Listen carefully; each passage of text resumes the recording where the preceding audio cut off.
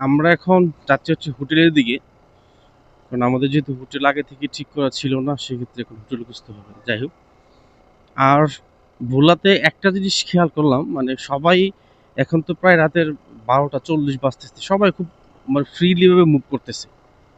কোথাও কোনো আতঙ্ক নাই বা কোনো ভয় কোনো কাজ করতেছে না। আমি দেখলাম ওইদিকে অনেক ফ্যামিলি, ওনারা মানে একসাথে সবাই হাঁটতেছে, অথবা একসাথে সবাই বাড়ির বাইরে আড্ডা দিতেছে, হাঁটাহাঁটি করতেছে। মানে এই জিনিসটা খুব ভালো লাগছে। মানে ভোলা মনে হয় তাহলে নিরাপদ। আমি যেটা মনে করি অন্যান্য জেলার তুলনায়, তাহলে মনে হয় ভোলা জেলাটা নিরাপদ আর কি। কারণ আপনি নিরাপদ না হলে তো রাতের 12টা 1টার দিকে ফ্যামিলি মেম্বার সবাইকে নিয়ে আপনি হাঁটাহাঁটি করতে পারবেন না একেবারে ফ্রিলি।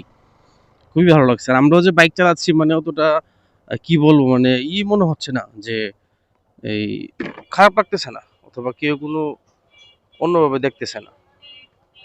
কাউকে কাউকে জিজ্ঞাসা করেন না, তাইলে তো হয়েছে, বইয়ে থেকে কি লাভ। ভাই, শুনে দাও শুনে দাও, থাকার হোটেল পাবো কই? থাকার হোটেল থাকবো রাতে, হোটেল পাবো কই? হোটেল